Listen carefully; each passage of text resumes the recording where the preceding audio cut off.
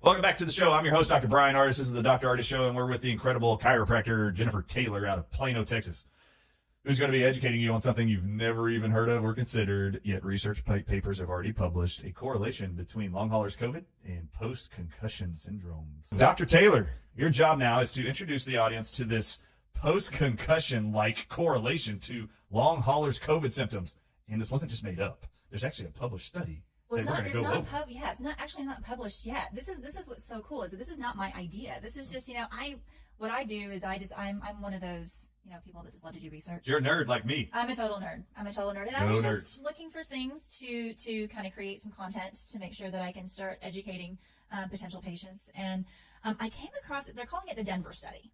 And what they're trying to do is they're trying to determine, okay, why do some people have these concussion-like syndrome symptoms, after contracting COVID, and some don't. I mean, it's all over the place, basically. Some people just are tired all the time, and some people really have some really serious symptoms after having COVID. So I started looking at what they were stating, and I've got a synopsis here a little bit here, but what all right, go through these symptoms. Yeah. There are correlating symptoms between post-concussion injury and long haulers COVID. All right. It's crazy. They're strikingly similar. That's so phenomenal. These are the basic symptoms that they're having in long COVID. Is anxiety, blurred vision, depression, memory and concentration issues, insomnia, dizziness, vertigo, and headache and migraine. Those are all post-concussive syndrome symptoms. 100% of those. So that kind of like, oh, well, what's going on here? Okay. So then I dug a little bit deeper. So I went into what they were looking at. And so what they're asking, okay, I didn't ask this question. This is what this Denver study is trying to figure out. They're actually enrolling people as we speak. So We're kind of on the beginning of this, which I think is really important, because if they've already done this study, then how can upper cervical chiropractors be a part of this if we don't make that correlation ourselves? And so therefore, that's why I'm here. That's why I want to kind of get this out there. So they're asking the question, does a person with a history of concussions increase a person's odds of developing the cognitive or psychological symptoms of long COVID? I'm just quoting from what they're saying here.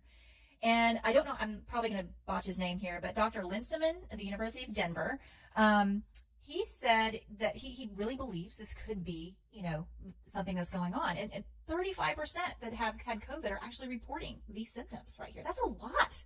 Like billions have had COVID. So, and billions more are going to have COVID because it's not going to go anywhere, right?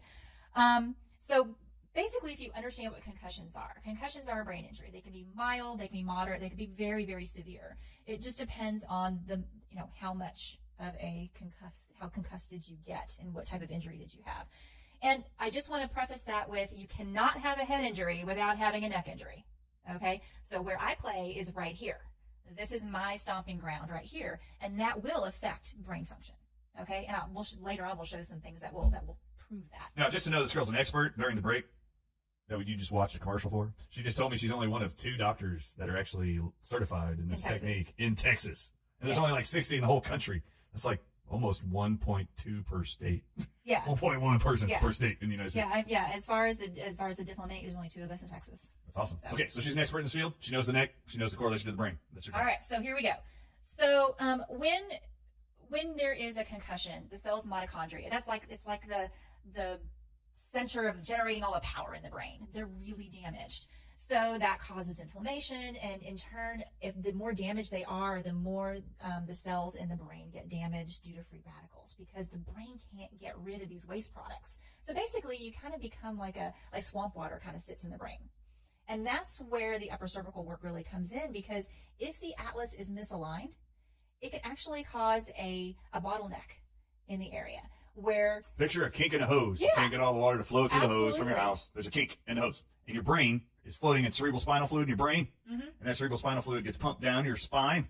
Has to come right back up again. Through the atlas, goes down, comes back up. If this thing's out of alignment, you're out of alignment. And flow is backed up. That's exactly right. And that's what we see. We'll show a picture of that later when we kind of get to that point. But it's what they also know is that concussions actually can cause a breach of the blood-brain barrier as well.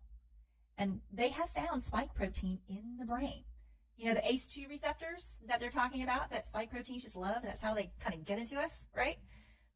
The brain has a ton of those things. Oh, of interest, my audience will love this. I loved looking at your outline that you provided, talking about ACE2 receptors. I have had to spend the last 6 months educating medical professionals in the entire world that in April of 2020, French researchers identified that the spike proteins, they attach to ACE2 receptors to infect cells, but that ACE2 receptors aren't found in the lungs, but they're found in the brain, the heart, the kidneys, and the intestines. Isn't that amazing that a respiratory pathology, a disease, you don't find the ACE2 receptors in the lung tissue? Isn't that weird? And then they surmised, they said it must be crossing the blood-brain barrier and hitting these ACE2 receptors at nicotinic acetylcholine receptors of the brainstem that control the diaphragm's contraction and the heart's contraction. And beta coronaviruses cross the blood-brain barrier, they said. So there is a direct correlation to the suppression of oxygen in the blood with this virus and the spike proteins crossing the blood-brain barrier. So amen to you. Yeah, I mean, they're saying this. I mean, they actually kind of looked at another study where if somebody with a previous concussion, if they contract Lyme, they actually are going to get the neurological issues with Lyme. So not everybody does. Some people have the other, a lot of other symptoms with Lyme, but because their blood-brain barrier is now breached, they're more susceptible to having viruses and everything go up into the brain, and the spike protein is no different. So, and again, you mentioned, I mean, there's more than one study that shows that it goes into the brain. So then I looked into, okay, so what else are they looking at in this Denver study? Well, they're looking at some, inflammatory markers. So there's another correlation we found here, where they found actually that in post-concussion syndrome, you also have interleukin-1 and interleukin-2. Those are highly elevated. But guess what? They're also highly elevated in long COVID patients. So again, they're finding all these correlations again. I didn't find this. I just happened to put it all together. Sure. And then we can actually look even the gastrointestinal issues that come with it. Did you know that I just mentioned the intestinal tract. I know. In 3 minutes of having a concussion, the gastrointestinal system actually becomes more permeable. Leaky gut. Have you heard of that before? I have, yeah. All right. So, you have to understand that there is that gut-brain axis. The gut and the brain are so intertwined that there's no way that they can work independently of each other. The gut has its own enteric system, its own nervous system, essentially, and it's regulated by neurotransmitters, by hormones, by neuropeptides. There's all sorts of things that are going on in there. And that actually gets really damaged after a head trauma. So now you're looking at, okay, why do some people have the gastrointestinal systems of long COVID and why do some don't have any of that, or even just get COVID? Even now we're still seeing people with those gastrointestinal symptoms, right? Yep. So now as far as concussion patients are concerned, we know that it causes a permeability of the blood-brain barrier. We know this. We know the spike protein can get into the brain because of this permeability. We know this now. This is not even conjecture. This is actually what they're seeing. This isn't conspiracy theory? No conspiracy theory here. This is in multiple issues. So I'm just taking what they've already done and kind of putting it all together. Thank God there's more than one of us doing that. I know, right? I appreciate it. And so one of the things is that where they're actually finding this spike protein aggregate and where the inflammation lies is in the frontal cortex. What does the frontal cortex control? Well, that's I mean, you know what? That's one of the things. When the frontal cortex is actually damaged, that's where depression and anxiety start to come in. That's where you see all those things.